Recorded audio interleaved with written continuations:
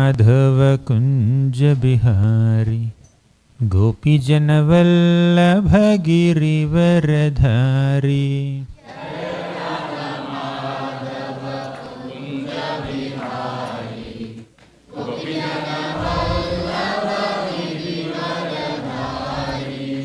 जय राधा माधव कुंज बिहारी गोपी जन वल्लभ गिरिवरधारी।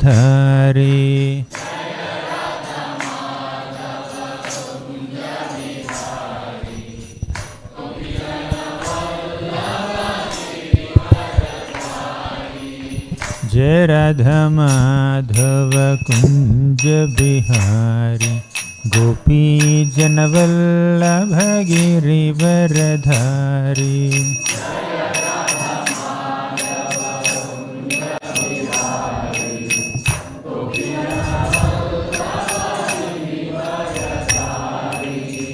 यशोदनंदन ब्रज जन रंजन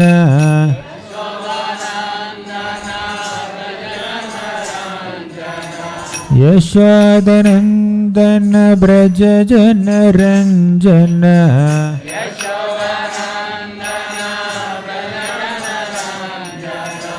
यमुना तीरवनचारी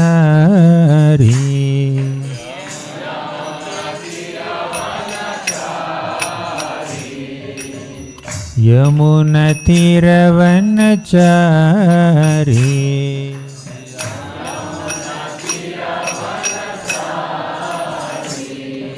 जय राधा माधव कुंज बिहारी गोपी जन वल्लभ गिरिवरधारी।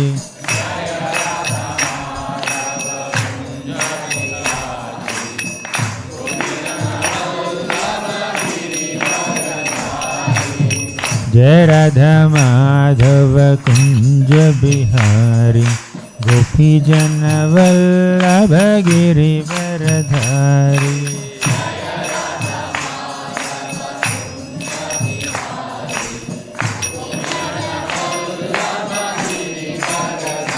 जय राधा कालचंद राधा कालचंद राधे।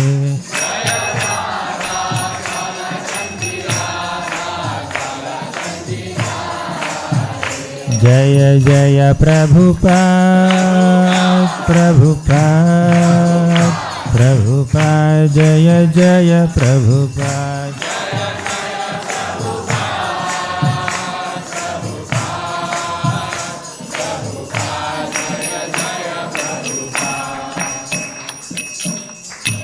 ओम नमो भगवते वासुदेवाय।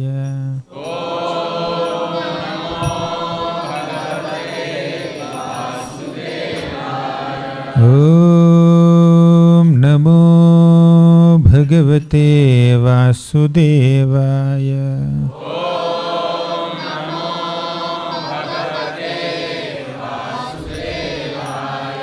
ओम नमो भगवते वासुदेवाय।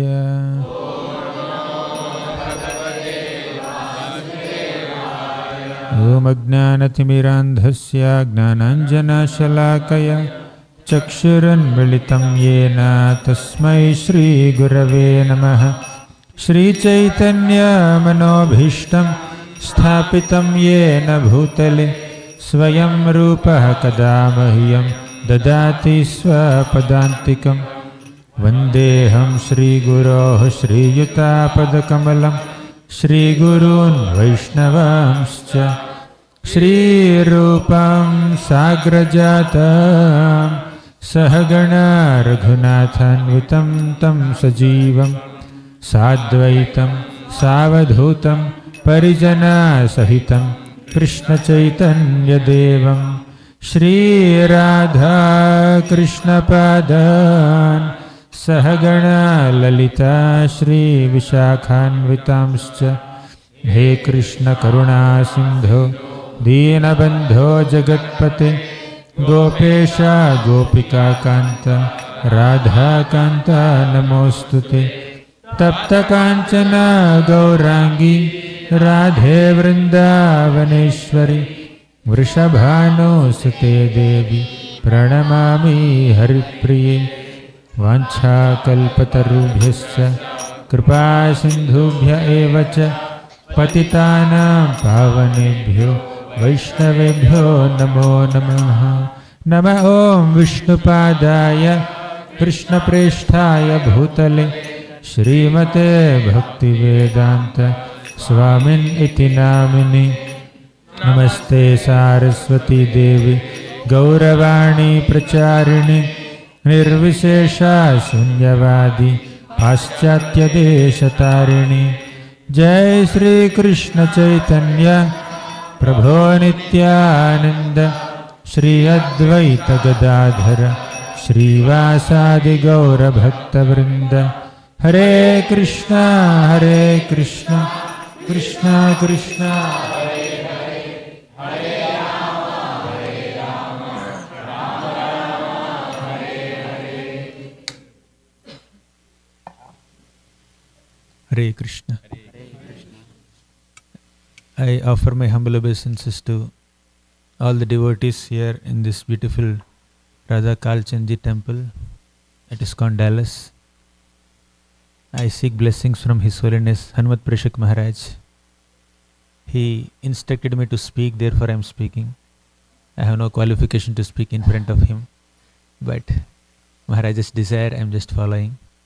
If you are getting surprised why this little kid is speaking in front of an exalted Maharaj, that's only because of his instruction. I also offer my humble obeisances to His Holiness Tamal Krishna Goswami Maharaj, whose Vyas Puja we are going to celebrate soon. My humble pranams to our dearest Brajavilas Prabhu, who lights up any place with his vibrant presence, with his enthusiastic presence and his services. And I offer my humble obeisances to each and every one of you, and my special greetings to all the children here. Hare Krishna. So, we'll speak today something, I don't know what I'll speak, but something will come out. Something in the glorification of the Supreme Lord Krishna.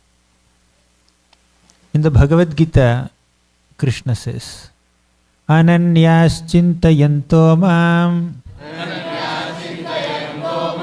ye janaha paryupasate tesham nityabhiyuktanam yogakshemam vahamyaham. Ananyas chintayanto mam means without thinking of anything else. Ye janaha paryupasate means without any distractions or deviations in the mind, without getting allured by or distracted by anything else. If you worship Krishna, serve Krishna with one-pointed attention, with complete absorption, with full focus, you know what Krishna does? Tesham nityabhiyuktanam. To such a person who is constantly and consistently engaged in my service, Krishna says, Yogakshemam vahamyaham. I will take care of his yogakshemas. One understanding of this line, Yogakshemam vahamyaham, is Krishna will supply whatever you don't have. Krishna will protect whatever you have. He is the provider of what you don't have. He is the protector of what you already have. So that's the understanding. He will supply what you lack. He will preserve what you have. That means, say you don't have a Tesla car. Will Krishna supply it? You have 100 acres land. Will Krishna preserve it?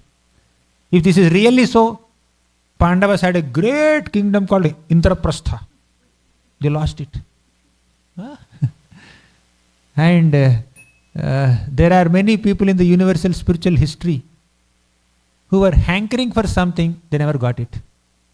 So, this statement made by Krishna, Yogakshemam vahamyaham, I'll provide whatever my devotees don't have, I will protect whatever my devotees have. Is that a false statement? Huh? No.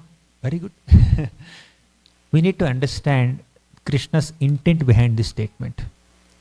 Krishna will supply whatever you don't have, provided if it is required for your advancement in bhakti.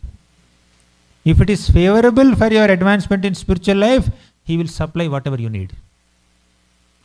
But if it is not required, in fact, if it is a distraction in your spiritual life, he will not supply what you want, even if you beg 100 times, even if you pray 1,000 times.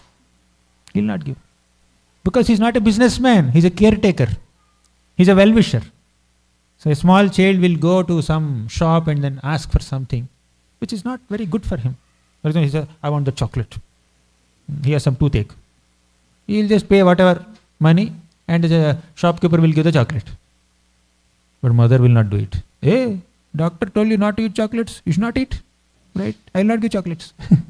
Right? So who is better? Whatever desire the child has, the shopkeeper fulfilled it. Mother did not fulfill it. Will the shopkeeper become better than mother? Mother is the caretaker. Mother is the well-wisher of the child. But that person is a businessman. He will get his money and he will give the product. Right? Krishna is like that. Krishna is like mother. In fact, Suniti Mata speaks to her son Dhruva that, my dear son Dhruva, I can only give you affection of one mother. But Krishna can give you the affection of 10 million mothers put together. The combined affection of 10 million mothers is there in Krishna's heart for us. Right? So out of his deep affection, Vatsalya Prema towards all of us, Krishna will not supply what you don't have. Even if you demand for it, even if you request for it, even if you beg and plead and yell and scream for it. If he feels that it's not good for my devotee spiritual life, Krishna will not provide. And you have something, Krishna will not protect it. If that is not required for your bhakti, Krishna will take it away also. You want proof? We can give so many proofs. Many times this Yogakshemam Vahamyaham shloka is explained in so many ways through so many stories. One simple and digestible and very sweet story is, once there is a lady in Vrindavan, an aboriginal lady. She had so many fruits and she would sell fruits. Selling not for dollars, selling for grains, right? Exchange system, barter system. So she would carry all these fruits in her basket and she would make a big announcement. Please come and take these fruits, whoever wants. And Krishna was a very small boy at that time. He must have noticed his parents offer grains to the fruit seller and take fruits. So he also wanted fruits. He picked up some grains in his little hands and very enthusiastically he ran towards the fruit vendor, and by the time he went, most of the grains fell down. Already his hands are very small. He was holding very few grains and most of them fell down also. But whatever few grains, handful of grains, not even handful, whatever few grains are left in his hands, that fruit vendor accepted them and filled Krishna's hands with fruits. All of you know this story. And what did Krishna do? He filled her basket with thousands of jewels, gold, silver, diamonds, gems. So she gave fruits, she got jewels. Yogakshemam Vahamyaham. Krishna will supply whatever you don't have. Right? That's a wonderful example for this shloka. However, the reality is that she was not at all excited with those jewels. In fact, she ran to her home and brought more fruits and offered to Krishna. Not for more jewels. Basically, she thought that, she observed that when I offer fruits to this boy will become happy. Just to see smile on Krishna's face, she offered fruits. She had no expectation of any jewels. That is selfless service, right? The essence of this story is not that you offer something to Krishna, he will give you something in return. He will supply what you don't have. That's not the essence of the story. Essence of the story is pure loving exchange. She just wanted to see smile on Krishna's face, a smile of satisfaction on Krishna's face. And Krishna reciprocated with her and offered her so many jewels, but Krishna's real intention in offering her jewels is not to make her wealthy. His real intention is to expose her real wealth of devotion. Right? Even if I give so many jewels to this lady, she will not be attached to the jewels. She is attached to pleasing me only. So Krishna gave so much wealth to her only to prove that she has devotion and not this wealth. She is interested in pleasing Krishna and serving Krishna, not in this wealth. Right? Despite having so much of wealth, power, position, privileges, prestige, fan following, influence, if somebody is so detached from all of that and focused only on serving Krishna, that's a wonderful devotee, pure devotee. So by giving wealth to her, Krishna proved that this lady is not distracted by this wealth. Now, let's go to Pandava's example. Pandavas are pure devotees of Krishna. They also wanted to serve Krishna and see a smile on Krishna's face, isn't it? But what did Krishna do? Pandavas were called for a gambling match by Dhritarashtra, Duryodhan, Dushyasan, Karna, Shakuni. Many people think that Yudhishthira Maharaj is a gambling addict. Such an offensive thought. Yudhishthira Maharaj neither had interest in gambling nor expertise in gambling. He doesn't know how to gamble. He knows dharma. How can he know Juda? Gambling. He doesn't know. But he was forced. He was pulled. His superiors, so-called superiors like Dhritarashtra, instructed him, you should play this gambling match. And Duryodhan, Dushyasan, Karna, Shakuni, they were provoking him. Oh, you are afraid, right? You are afraid. A Kshatriya should not deny an invitation for gambling or fighting. How can you deny? They are like pushing him and forcing him and ordering him and pulling him into this gambling match. Therefore, he was obliged to play, although he did not want to play. He said no 10 times, but nobody agreed. Therefore, he played and he lost everything. And he's a devotee of Krishna. So, he is a devotee of Krishna, but still he lost everything, including his brothers, including himself, including his wife also. Right? When Dushyasan was bringing Draupadi to the assembly to insult her, to disrespect her, Draupadi was piteously crying. Agre kuruna matha pandavanam Dushyasanena hritavastra kesha Krishna tadakroshadananyanatha Govinda damodara madhaveti Govinda damodara madhaveti. Agre kurunam, in front of all the kurus. Atha pandavanam, in front of all the pandavas. Dushyasanena hrita vastra kesha. This Dushyasan caught her kesha, hairs, and later vastra, her clothes, and tried to drag her. At that time, Draupadi threw her hands in the air and said, Krishna tadakroshadananyanatha Govinda damodara madhaveti. She was piteously appealing to Krishna. Krishna, except you, I don't have any other Natha, any other master, anyone else who can protect me. Please come and protect me. He is the protector. Krishna did not come to protect the wealth of Yudhishthir. He came to protect the honor of Draupadi. Right? He came to protect the honor of Draupadi. He took the form of a sari, unlimited sari. And Dushyasan is pulling and pulling and pulling, and then there is no end to this sari because it is Krishna. Krishna is unlimited. When Krishna takes the form of sari, sari is also unlimited. And Draupadi is safe. Right? So, when it is required, Krishna will come and give attention. Sometimes Krishna may allow a devotee to undergo some struggles, undergo some difficulties. He allowed Pandavas to lose their kingdom. But what exactly is Krishna doing there? Even though my devotees Pandavas lost their kingdom, they did not lose their faith in me.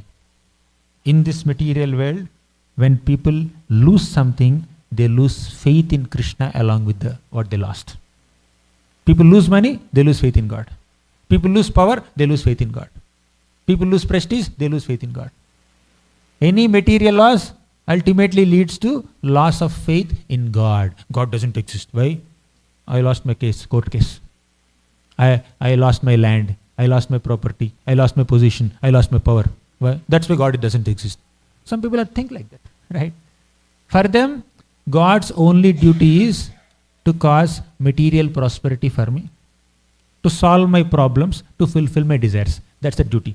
They define God as a order supplier. What is the job profile of Krishna? He is an order supplier. He is supposed to fulfill my desires and solve my difficulties. That is his role. If he doesn't do it, he doesn't exist. Or he's not kind. He's not merciful. That's the meaning. But Krishna wanted to demonstrate something higher. Our faith in Krishna, our love for Krishna, our devotion to Krishna should not be affected by the material happiness and material distress. The ups and downs, happiness and distress, excitements and exhaustions on a material plane should not affect our devotion to Krishna. This lady, Aborigine lady, fruit vendor lady in Vrindavan, she got unlimited wealth. From being a simple, poor fruit seller, she became a multimillionaire. And here, our Yudhishthira Maharaj, from a multimillionaire, he became a Vanavasi, a beggar, or a forest dweller, right? But that did not make any difference to the Pandavas or this fruit vendor lady. She did not lose faith in Krishna, or she did not, get addicted to this wealth just because she got those jewels. Her devotion to Krishna was intact. That wealth was not a distraction in her devotion. And here, loss of wealth was not a distraction in the devotion of Yudhishthira Maharaj. Right? Our faith should not be dependent on our external material conditions. Our faith should be intact. Another story you want? Sudama. He was a beggar. This is another rags to riches story. He was a beggar. He was not a beggar also. He was a poor person who is not even begging. It's bona fide for Brahmanas to go and beg some food and fill their belly, but he was not even begging also. Right? Sudama was so attached to his detachment that he wouldn't even beg to feed his family. His wife comes and says, your friend is such a multimillionaire, Krishna, or much more than that. Your friend is the husband of goddess of fortune. He's Lakshmi Pati. Why can't you just go and beg some money from your friend? He's Namo Brahmanya Devaya Go Brahman Hitaya Cha Jagadhitaya Krishnaya Govindaya Namo Namaha. He loves Brahmanas. He loves friends. He's your childhood friend. What's wrong if you just go and ask him for some food? For some wealth? Please ask. Your family is starving. But Sudama says, I will not go. I will not go. But she kept on pushing him, following up with him. Finally Sudama said, okay, I surrender. He surrendered to his wife's desire and said, I will go. But within the heart of his hearts, Sudama was thinking, I will go to Dwarka only to see Krishna, not to seek wealth. He made up his mind. But does it mean that his wife is greedy for wealth? No, not at all. His wife was pushing Sudama to go to Krishna and ask for some wealth, not out of greed for wealth. She did not want to see her husband starve in hunger. Let my husband eat properly. Out of love for her husband, she told him to go to Dwarka. And out of love for his wife, he went to Dwarka. This is the wonderful bonding between this wife and husband. Nobody had any greed for wealth. Both had devotion to Krishna. Both wanted to please each other. Although they themselves did not want that. So Sudama said, okay, I will go. But I want to give a gift to my friend. Sudama was not in a mode of asking anything from Krishna. He's in a mode of giving something to Krishna. Can you just imagine? Even in that poverty-stricken condition. So Sudama asked, what do we have at our home to offer to Krishna? Then she said, we have nothing. Oh, we have nothing? Okay. We should have something. I should take something. Then Sudama's wife went to the neighboring Brahmanas and begged some flat rice, chipped rice. And she brought them 4 handfuls. Only 4 morsels of chipress she got and tied in a torn cloth and gave it to her husband. Now this is your gift. You are meeting your friend after a long time. So your dearest friend will get this best gift of dry, hard poha. That to beg from somebody else. Sudama picked that up, and he went all the way. And when he went to Dwarka, actually internally, Sudama was thinking that if I go to Dwarka, will I ever be allowed inside the palace? Seeing me in this condition, wretched condition, poor, poverty-stricken condition, not even having proper cloth to wear, my dhoti has 100 holes and I have 100 knots. When dhoti is torn, he doesn't have even a needle and thread to stitch it. He will just put a knot there. So many knots on his dhoti, like Sridhar Kulavecha. So he's also called Kuchela. Kuchailam malilam kshamam dvijam dhamani santatam. Malinam, he's very dirty. Kshamam, he's very emaciated. Dvijam dhamani santatam. All his bones are visible. He's as if he looks like a skeleton with a thin layer of shawl or some cloth covered on him. Cloth of skin, means a thin layer of skin covering his rib cage. That's all. Nothing else in his body. No muscle. No. What is that? 6-pack, 7-pack, 8-pack. All that is not there in him. He looks so emaciated. So he thought, I may not be even allowed inside the palace, but even if I get to see Krishna from a distance, that would be my great fortune. Right? He thought like that.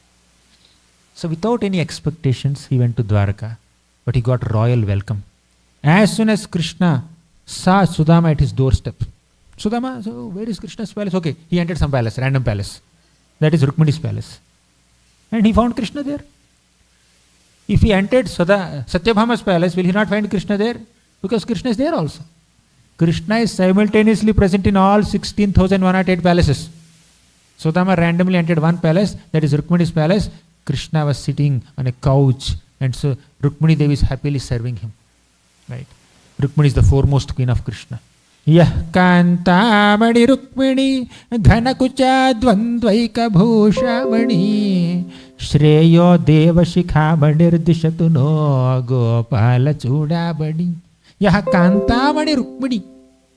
Rukmini Devi is the crushed jewel of all the queens of Krishna. So Rukmini is serving Krishna, and Krishna noticed, my friend has come. He immediately got up from his couch. He ran towards Sudama and embraced him with absolutely no hesitation. He was not thinking that, oh, he's a poor Brahmana. If I embrace him, what will people think? Maybe somebody will click selfie and upload on Instagram. What will people think about me? What will my fans think about me? Right? Oh, I'm associating with such poor, wretched people. Oh. At least let me give him a proper dress and then embrace him. He was not thinking like that at all. He says, my friend has come, let me go and embrace him. No reservations. In fact, Sudama says that Krishna gave me so much respect as he gives to his elder brother Balaram. He treated me like Balaram. Sudama was thinking like that. Later. Krishna brought Sudama, made Sudama sit on his personal couch, and he personally offered Aarti to Sudama, washed Sudama's feet, picked up some water that washed his feet and sprinkled on his head, and started sprinkling the water on his queen's heads also. That's how Krishna was giving royal treatment to Sudama. And this affectionate treatment of Krishna is not a formality that a Kshatriya does to a Brahmana guest. It's not a simple grahastha dharma that he is following by giving some royal reception to Sudama. While washing Sudama's feet, Krishna had tears in his eyes. If it is a formality, if it is a ritual, he wouldn't have tears. These are tears of love, tears of affection, tears of compassion. Right? So Krishna, these are tears of sincerity. So Krishna received like that and asked, Sudama, did you get something for me? You are meeting me after a long time. Sudama was not internally thinking, Krishna, what is he asking me? He is supposed to give me something. Seeing my torn dhoti, he should have given me some dhoti. At least he should have given me some money in charity, instead of giving me anything in charity, Krishna is asking me something. I will not give. He was not thinking like that. But actually he was not giving. Sudama got this poha, right? He was not giving that poha. That flat rice is hiding. No, I will not give. That does not mean Sudama was thinking that anyways Krishna is not giving me anything. Let me preserve this poha for my return journey. He was not thinking like that. He actually felt that this dry, hard poha which my wife got by begging from someone, is not a befitting offering to Krishna. Krishna deserves much better offering.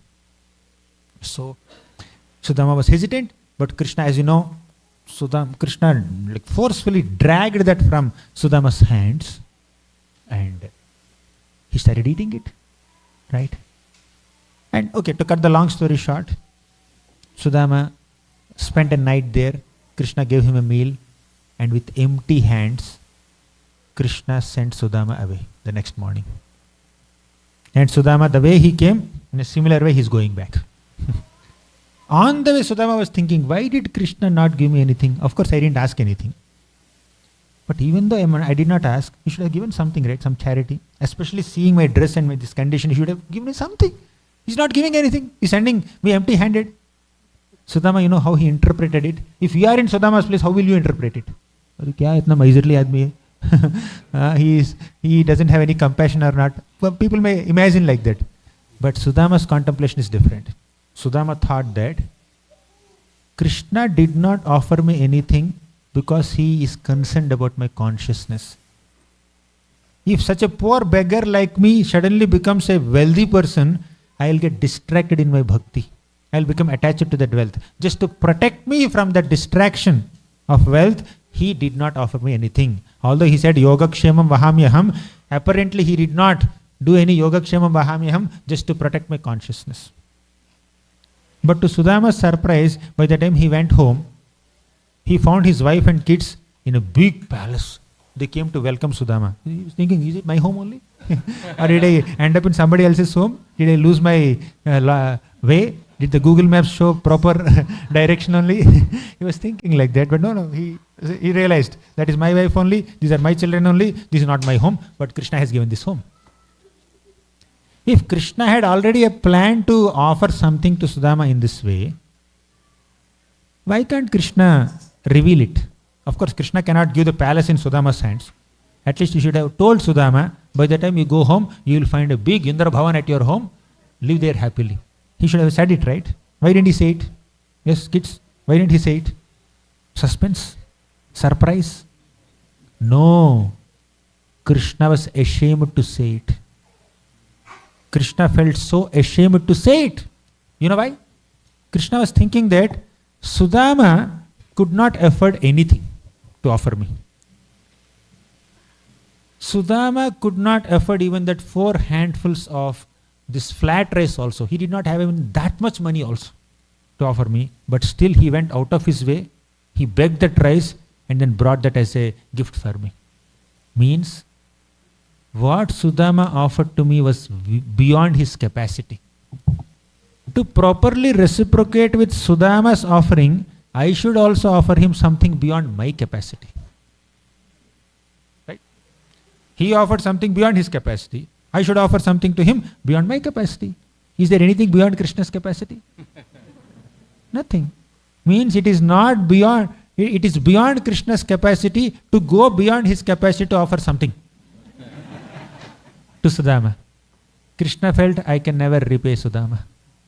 I am bankrupt. I don't have sufficient bank balance only. Even if I write the entire universe or 10 million universes in Sudama's name and do some registration of this property, then also I wouldn't be sufficiently repaying him. That is not a befitting reciprocation with what he has done for me. Naparayeham niravadya samyujam. Krishna said the same thing to the gopis also. You devotees have rendered so much service to me, I don't have the ability to reciprocate with that service. It's beyond my capacity to reciprocate with your service. He told this to the gopis. Naparayeham niravadya samyujam swasadhu krityam vibudhayushapiva. What does it mean? May you, Krishna is telling the gopis, oh gopis, may you be satisfied with your own service to me. May you be satisfied with the bliss of serving me. I cannot give you anything beyond that. I don't have the capacity to sufficiently reciprocate with your service, with your sacrifice. You left everything. Pati sutanvayad bhratru bandhava ati vilanghyate nyachyuta gata gati vidastavod gita mohita kitavayoshitaha kastyaje nishi. Pati sutta bhratru bandhava. You have abandoned your friends and relatives and family members and brothers and husbands and sons and children, everything for me. How can I reciprocate with you? And here is Sudama, another devotee. He did not have anything, but he begged some flat rice and offered it to Krishna, and Krishna became so grateful for it and said, I don't have sufficient wealth to repay Sudama. Let me just offer this to him. Now the story is nice. Krishna provides what you lack. Yoga Kshemam Vahamyaham. The story is nice. Everybody becomes excited. Oh, Sudama's story is very good. From rags to riches. But you want another story, opposite story? From riches to rags. Bali Maharaj. Bali Maharaj offered everything that he had. I will not elaborate the story. You know the story. I hope everybody knows the story of Bali Maharaj. Right? Vamanadev went and asked Bali Maharaj, I just want 3 steps of land with the measurement of my steps. Huh? Not your steps, my steps. Your steps are so small, oh Vamanadev. You are a small Bala Brahmachari. You are so small, tiny feet. And you want land of 3 steps according to the measurement of your feet. Please take more. I can give you more. Then Vamanadev gave a long lecture on the principles of satisfaction. Big seminar. Principles of satisfaction. You tell me, if you can't give me 3 steps of land, I will go and glorify Bali Maharaj can only give big charities, not small charities. No, you take whatever you want. Then Bali Maharaj offered the charity. Then Vamanadev expanded himself. He became Trivikrama. He occupied the entire universe. He occupied entire Bhumandala with 1 step. He occupied all the upper planets with the 2nd step. He occupied the entire outer space with his expanded body. Thus, within 2 steps, he covered the entire universe. And he asked, where is my 3rd step? You promised 3 steps and we don't have any property. Where should I keep my 3rd step? You gave me a check that got bounced. You don't have sufficient bank balance. You are so proud. You are giving blank checks like this. Which balance hai nahi? You have no balance in your account only. It's finished. Where is the 3rd step? Tell me. Then Vamanadev said, Bali Maharaj said, put your 3rd step on my head. Before Vamanadev said it, before Bali Maharaj said it, Vamanadev arrested Bali Maharaj. If you don't give me the 3rd step, I will arrest you. I will send you to hell. Because you gave a false promise. The result of this false promise is to go to hell. And he got Varuna Pasha and then did Damodar Leela with Bali Maharaj. So Bali Maharaj was arrested. Then later Bali Maharaj said, please put your 3rd step on my head. Now you tell me, especially all the kids here, how big is Bali Maharaj's head? Vamanadev occupied half of the universe with 1 step. And half the remaining universe with the 2nd step. And for the 3rd step, 1 little head of Bali Maharaj. Itna hi. Is this Bali Maharaj's head is as big as half the universe? Huh? How would it suffice? The answer is simple. Proprietor is always superior to property. Bali Maharaj has offered only property till now. Now Bali Maharaj is offering himself. Offering head is not just giving head only. Offering himself. Atma Nivedanam. Bhakti is not just offering something to Krishna. Bhakti is offering yourself to Krishna. You understood?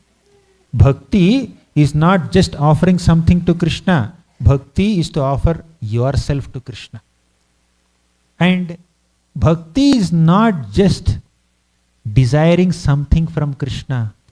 Bhakti is desiring Krishna himself. You see? When Bali Maharaj offered himself to Vamanadev, Vamanadev offered himself to Bali Maharaj. He said, I'll become your doorkeeper. You go to Sudaloka, I'll become your doorkeeper. I am your servant. You see? This is also Yogakshemam Vahamyaham. In one story, Krishna gave unlimited opulence to Sudama. In another story, Krishna in the form of Vamadev has taken all the opulence of Bali Maharaj and made him a beggar. Whether Krishna takes away everything from you or gives you everything, Yogakshemam Vahamyaham principle is there. Krishna's treatment to both these devotees seem opposite, but exactly equal treatment. How is it equal?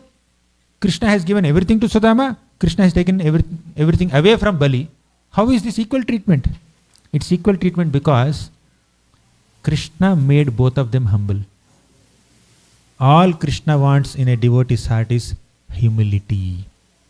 He wants us to be humble. Tranadapi sunichena tarorapi sahishnuna. No other expectation. Be humble. Even if you're a multimillionaire, even if you're a scholar, even if you're a great accomplisher, just be humble. That's all. Sudama was attached to his detachment. He was slightly proud that he is very renounced. By giving him so much wealth, Krishna humbled him. And Bali Maharaj was proud of his charitable disposition. He felt that I can give charity to anyone, any amount of charity. And by making him fail in his promise of charity, Krishna humbled him. So, by giving wealth to Sudama, Krishna humbled him. By taking away wealth from Bali Maharaj, Krishna humbled him also. Right? So, basically, treatment is same. Krishna wants us to be in proper consciousness of devotion, of humility. Whether you are wealthy or poor, doesn't matter. Whether you are scholarly or uneducated, illiterate, doesn't matter to Krishna. What matters to Krishna is how humble are you, how devoted are you, how much is your sadhana, how much ananyas chintayantamam you are doing. That is real Yogakshemam Vahamyaham. Let's not misunderstand this line, Yogakshemam Vahamyaham. Krishna will supply whatever I don't have, Krishna will protect whatever I have. That's not the meaning. That is meaning in one sense. But there is a small star at the end. Conditions apply. Conditions apply. What are the conditions? Krishna will supply what you don't have if it is required for your bhakti. Krishna will protect whatever you have only if it is necessary for your bhakti. If it is not favorable for your bhakti, Krishna will take away everything from you. And Krishna will not offer anything to you even if you scream and yell and pray 100 times. Dhanam cha manam cha tathendriyani pranamscha hritva mama sarvameva palayasya kutra dhrutodya chaura tvam bhakti dhamnasi maya niruddha. Dhanam cha manam cha tathendriyani. He will take away our dhanam, wealth. Manam, he will take away our respect also. Tathendriyani, he will take away our sensory strength also. Pranamscha hritva, he will take away our life also. Mama sarvameva, he will take away everything. And what does he do? He will give himself to you. Is it a good deal? He will take away everything from you, he will offer himself to you. That's a good deal, right? So be happy with that. Don't be attached to the material comforts, right? That is Yogakshemam Vahamyaham. In fact, a deeper meaning of the word Yogakshemam Vahamyaham is, what is yoga? Our attempt to connect with Krishna. Linking our consciousness with Krishna. That is yoga, right? That is yoga means our attempt to connect with Krishna. Kshema means Krishna's reciprocation with that attempt. Krishna is showering mercy upon us. Krishna did not say Kshemam Vahamyaham. He also said Yogakshemam Vahamyaham. Means Yoga Vahamyaham, Kshema Vahamyaham. Means even our attempt to connect with Krishna is also maintained by Krishna only. Is also inspired by Krishna only. Even if we are endeavoring to perform sadhana bhakti to connect with Krishna, that is by Krishna's blessings only. Without Krishna's facilitation, without Krishna's support, we cannot even perform bhakti. Right? It's not that you perform bhakti, Krishna will reciprocate with you. No, your performance of bhakti is also dependent on his mercy. And don't say that I am not doing sadhana because Krishna is not merciful on me. That's not the message here. Right? Krishna will give us opportunities to perform bhakti. Krishna will give us opportunities to associate with devotees, and he facilitates our advancement provided we have a desire. Facility is given by him. Desire should come from us. Right? Determination is our quality. When you have a sincere desire to advance in bhakti, Krishna will supply all ingredients. Krishna will supply all facilities. Krishna will provide all guidance. For this Yogakshemam Vahamyaham to happen, first 3 lines are very important. Many people quote only the last line, Yogakshemam Vahamyaham, Yogakshemam Vahamyaham. But before coming to Yogakshemam Vahamyaham, there are 3 lines. What are they? Ananyaschintayanto mam, without any distractions. Without any distractions or deviations in the mind, Chintayanto mam, always think of Krishna. Are we doing that? How can you expect Yogakshemam Vahamyaham? People lose faith in Krishna, saying that Krishna did not take care of me. I have so many difficulties. But why? He's not merciful at all. He's not kind at all. Are you doing Ananyaschintayanto mam? First tell me that. Chittam naiva nivartate kshanamapi Sri Krishna padambujan nindantu priya bandhava gurujana grihanantu munchantu va durvadam parighoshayantu manuja vamshe kalankostu va tadrik prema dharanuraga madhuna mattayamanam tume chittam naiva nivartate kshanamapi. For a devotee, his chitta, his mind will not get distracted from meditation on the lotus feet of Krishna even for one kshana. Chittam naiva nivartate kshanamapi Sri Krishna padambujan. When this happens, you demand Yogakshemam Vahamyaham. We are very strict in evaluating Krishna. He is not doing Yogakshemam Vahamyaham. But are you doing this? Ananyaschintayanto mam. Chittam naiva nivartate kshanamapi Sri Krishna padambujan nindantu priya bandhava gurujana grihanantu munchantu va. Our own relatives may criticize us for chanting Hare Krishna.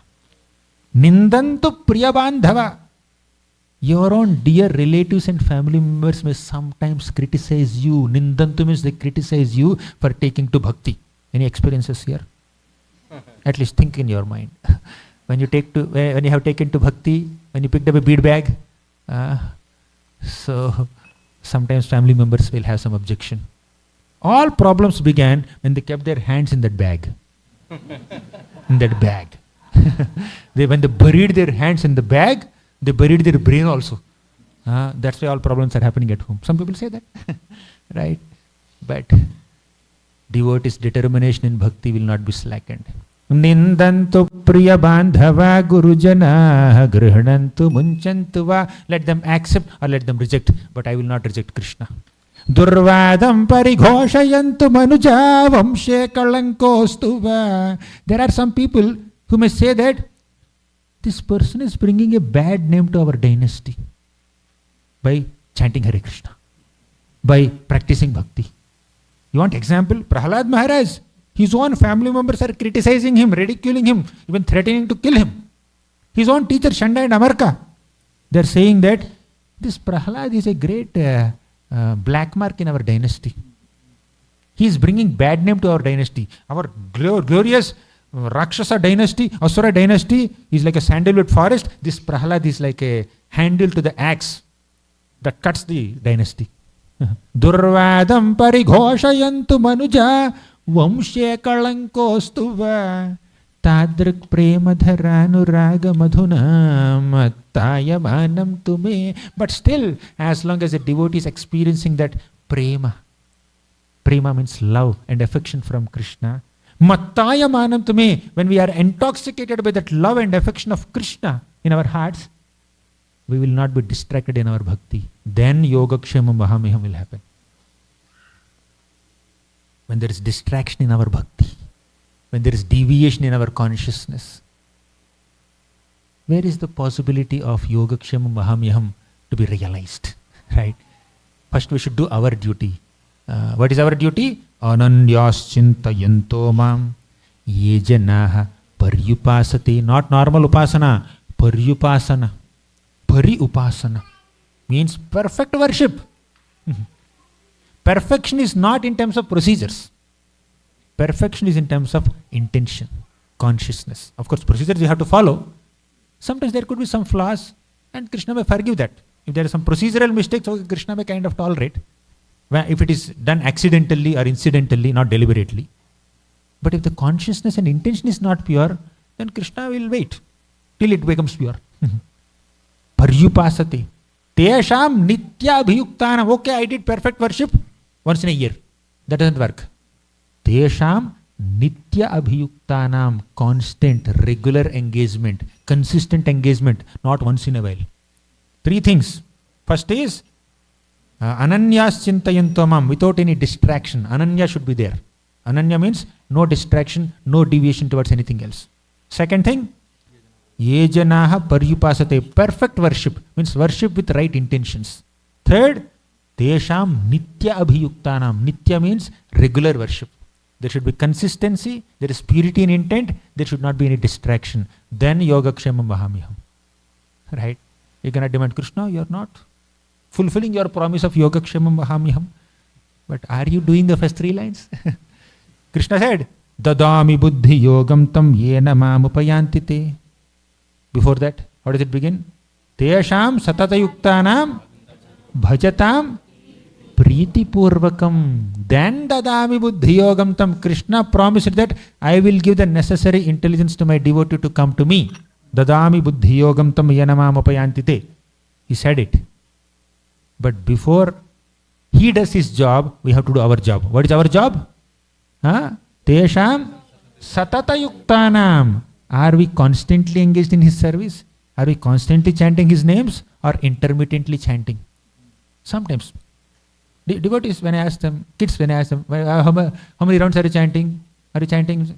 They do like this. This is a new mudra. Right? Sometimes yes, sometimes no. Almost 1 round. One boy said, almost 1 round. This is the mudra. On and off. Right? So, tesham satata yuktana means regularity should be there. Bhajatam priti purvakam. Priti purvaka bhajana should be there. Not just bhajan, not ritualistic bhajan. When there is priti in your bhajan, when there is satata, means consistency in our bhajan, then dadami buddhi yogam tam. Krishna will give us intelligence. So don't have expectations from Krishna. First fulfill Krishna's expectations from you. Right? So let's accept responsibility.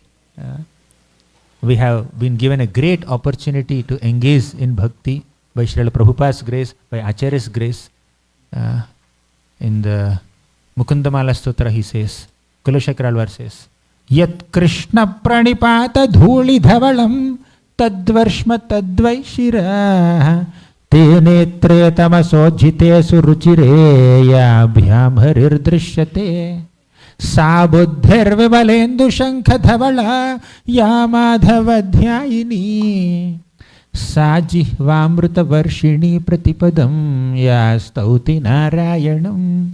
Yat Krishna pranipata dhuli dhavalam. Pranipat means offering obeisances. When you offer obeisances to Krishna, when your head becomes whitish because of the touch of the dust of Krishna's lotus feet, then your head is the real head. What is the best head? That head that becomes whitish by the touch of dust at Krishna's lotus feet when you offer obeisances. Yat Krishna pranipata dhuli dhavalam tadvarshma tadvaisira te netre tamasojhite suruchire yabhyam harir drishyate. Those eyes that look at the beautiful form of Krishna, those eyes that constantly relish the nectarian beauty of Krishna are the real eyes. Right? The purpose of eyes is to see Krishna. Akshanvatam phalamidam naparam vidamaha.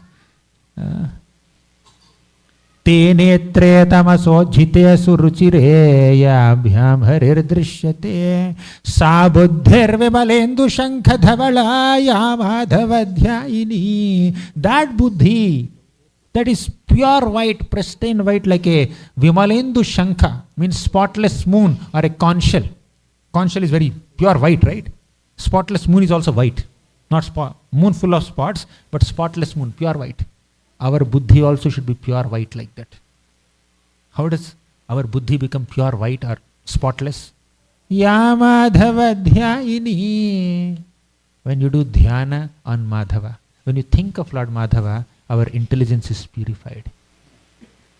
Sa buddhir vimalendu shankha dhavalaya madhavadhyayini sa jihvamrita varshini pratipadam ya stauti narayanam. That jihva, that tongue that is constantly showering the nectar, pure nectar of Krishna Katha with every word that you speak, that is the real tongue. Do we have such tongues? With our tongues, how much prajalpa are we doing? How much Vaishnava Ninda are we doing? How much criticism of devotees are we doing? How many mundane subject matters are we discussing with our tongue? How are we utilizing our tongue in Krishna consciousness? Sajihvamrita varshini pratipadam ya stauti narayanam. When you do stuti of Narayana, when you praise the Supreme Lord Krishna with your tongue, with every word that you speak, that is the real tongue. Right? When we utilize all our bodily limbs in this way, then we can demand Yogakshemam Vahamyam. Then we can remind Krishna, Krishna, you said Yogakshemam Vahamyam. I did everything on my part. You should do your part now. Right? Till then, focus on our sadhana bhakti. Right? So, Krishna definitely does Yogakshemam Vahamyam. Even a struggling sadhaka is also protected by Krishna, provided there is sincerity.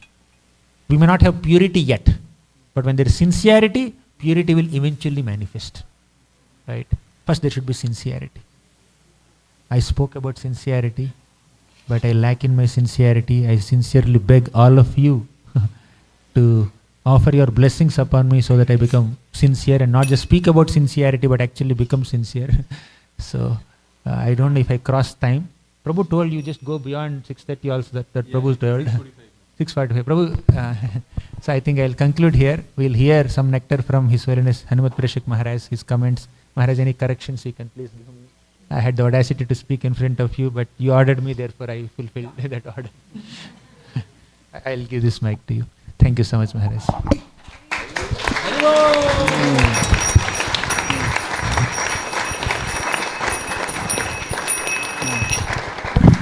Well, I just want to thank you very much. I met Gauranga Darshan many years ago, and I had a very, very satisfying experience with him. Yeah.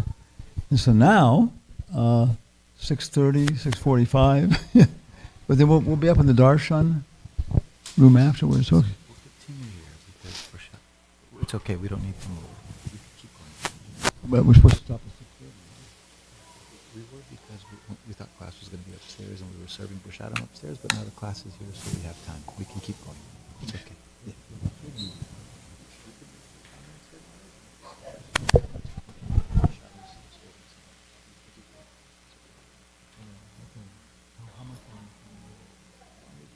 Oh, yeah? He says we can continue for as long as I want.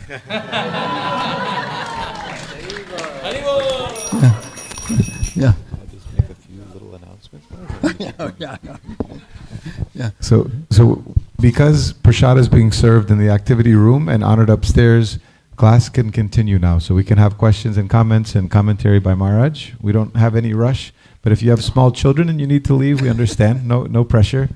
And then just two other quick things that I want to mention is that we have Maharaj's book, Tava Pache Pache, which Srinath Krishna Prabhu is holding up here. Okay. So if you would like to purchase this book, it's a wonderful opportunity to do so now while Maharaj is here.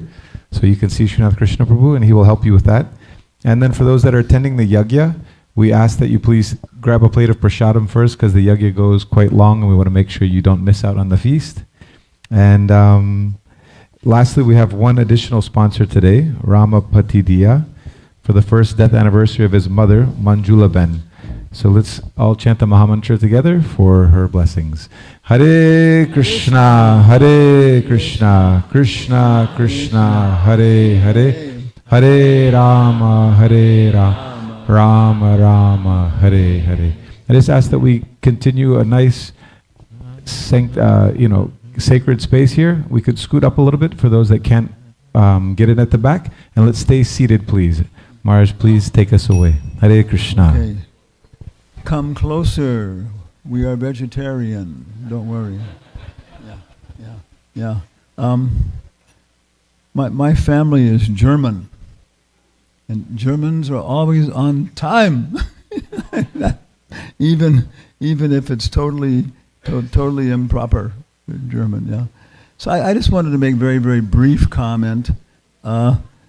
One place there's the description that some people can go 30 days without food, right? Some people can go 30 days without food, okay? Some people can go, or 3 weeks. Some people can go 3 weeks without food. Some people can go 3 days without water, okay?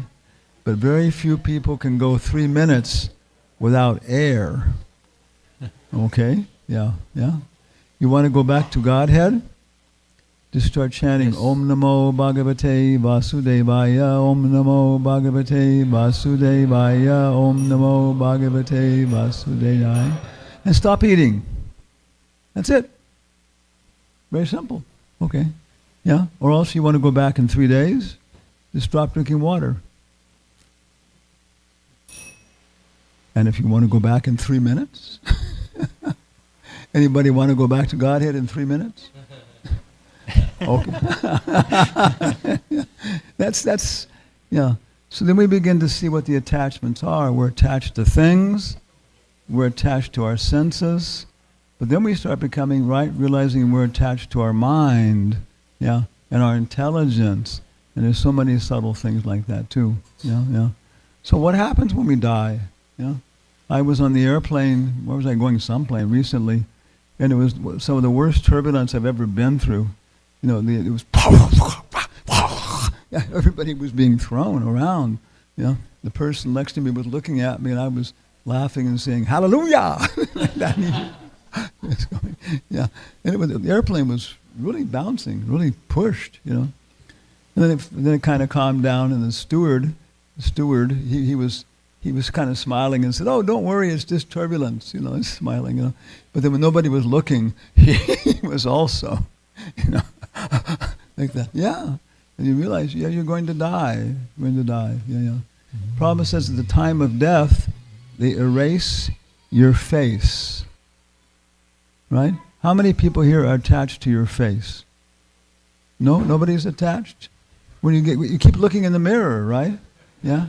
And as you get older, it looks different.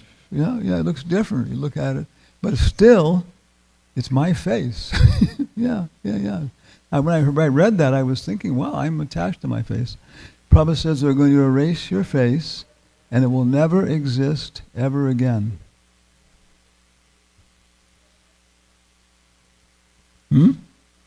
Yeah. So how much is our subtle attachments? Subtle attachments. And that's what we practice. We have to give up the gross attachments, and they have significance also. And so we have to give up, the gross attachments.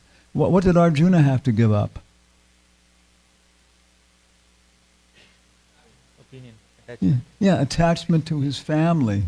Krishna, I know that they're rascals. They're doing all these horrible things. They're not nice people, but Krishna, they're my family. Krishna, they're my cousins. Yeah. So we have to give up the gross things, the subtle things. And for that opportunity, then Krishna gives us things like Ekadasi, right? Chanting 16 rounds. You have to give up the attachments of the mind. The mind wants to think about this. The mind wants to think about that. Everything else.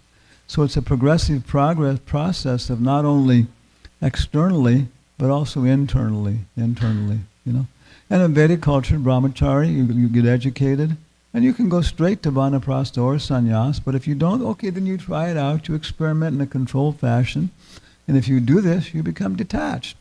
I've been through it. It doesn't work. It's not nice. So then vanaprastha, and then sannyas. Sannyas. In vanaprastha, husband and wife have no gross connection. Okay, but she still laughs at your jokes, and yes, there's a subtle psychological, emotional attachment, but it's advanced. Then in sannyas, complete renunciation, the idea. When I took sannyas, okay, I hadn't seen my family, for father and mother, for maybe 10 years or something. But then somehow or other the news got to me that my father had left his body, this kind of thing. Then I started having these dreams after that of him and stuff, and I realized how deep the connections are. Yeah. Unless we get rid of those, we're going to come back somehow or other. Prabhupada says you only take birth in India if you were attached to spiritual life in your last life. So I know everybody here. That's why. Yeah. If you want good, I'm going to stop here. Take prasad. Just one joke. In the European heaven, the British are the police. The Germans are the mechanics. The French are the lovers. The Swiss are the judges, and the Italians are the cooks. What is the most famous preparation all over the world? Pizza.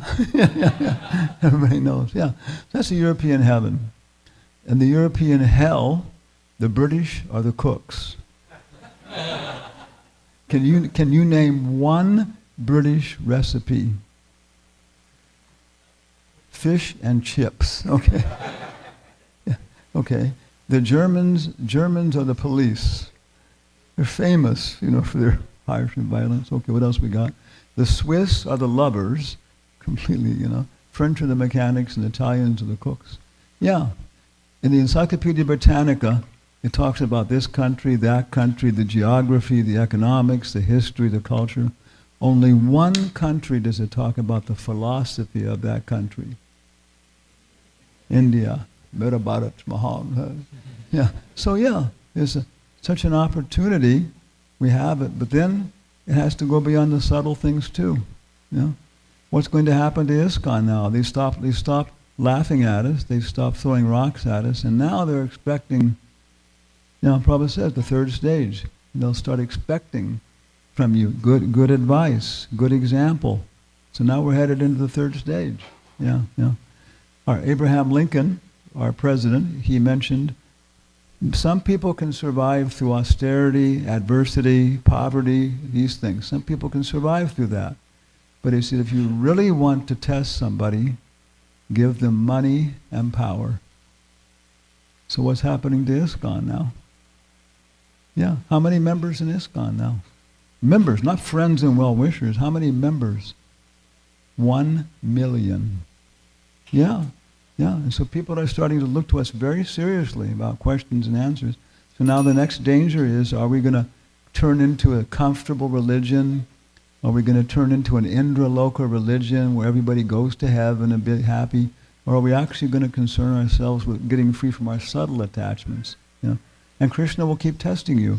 Like you're saying, he'll keep pushing you for your honor, prestige, fame, these things, ekadasi. So many opportunities to chant.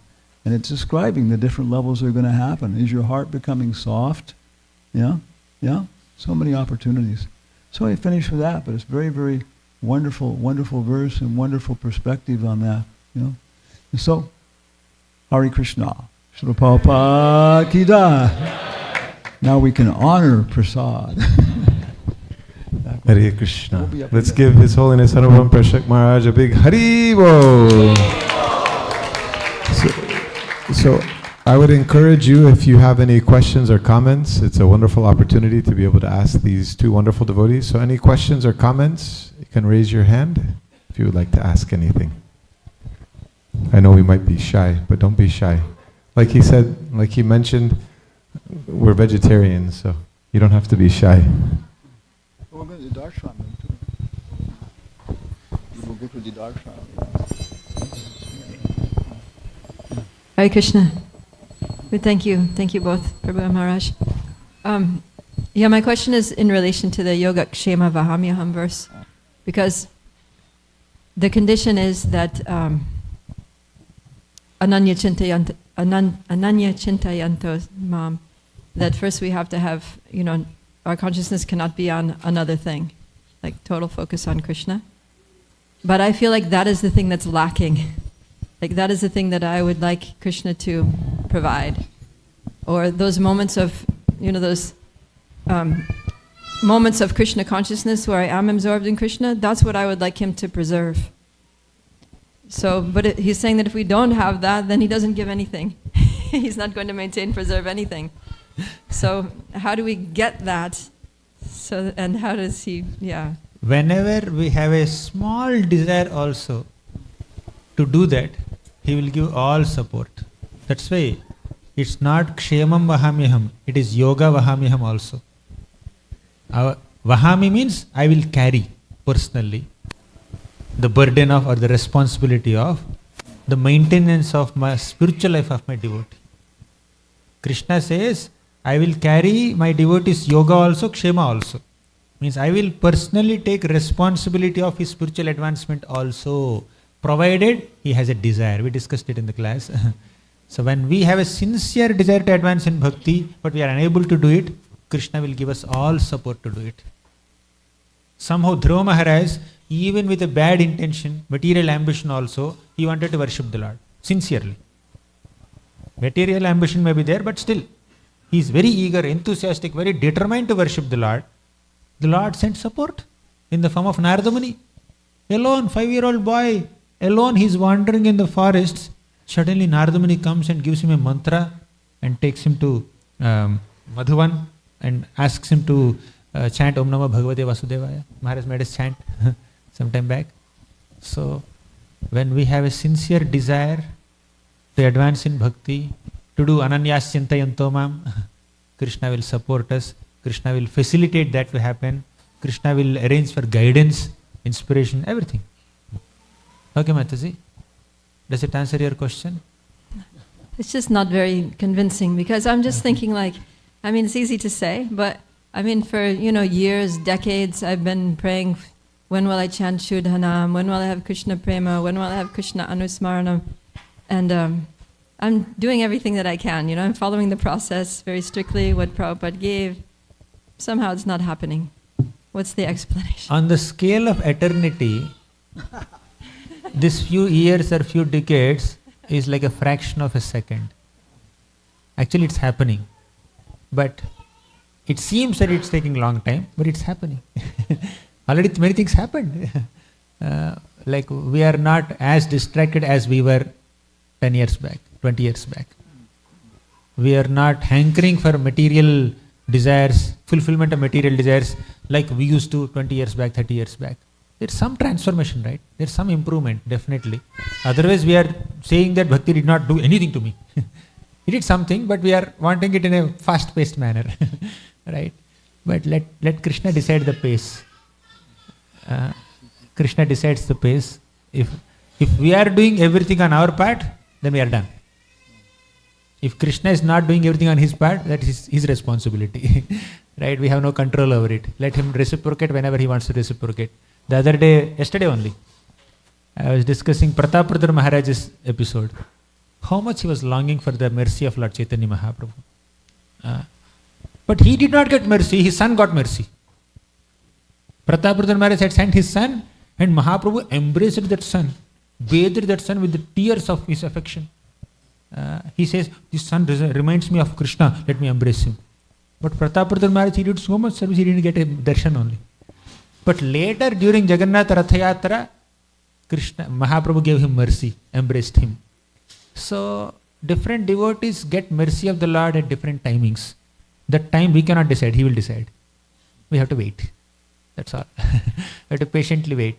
As long as we are doing our bit, our part, sincerely, we are done. We are safe. When will he reciprocate? Leave it to him. Krishna may instantly reciprocate with some devotees. Krishna may make some devotees wait for a while. Let it happen. It is his role. Does it make sense, Mataji? Is it convincing enough? We have no control over Krishna. Yashodamata has control over Krishna. But Yashodamata also waited. I think we discussed yesterday, right? Yesterday morning you were there? You were there? Or you only asked the question, right? I cannot see in darkness. Yeah. Okay. Yeah, I was asking about patience. Patience, yes. Yeah. Both questions are culminating in the same message, same answer. I just keep telling myself, one of Krishna's 64 qualities is he's the expert judge of time, place, and circumstance. Correct. So he will do when it's the right time, place, and circumstance. Let him do the judgment. We will accept the verdict. Thank you very much. Granthara Srimad Bhagavatam ki jai, Srila Prabhupada ki jai.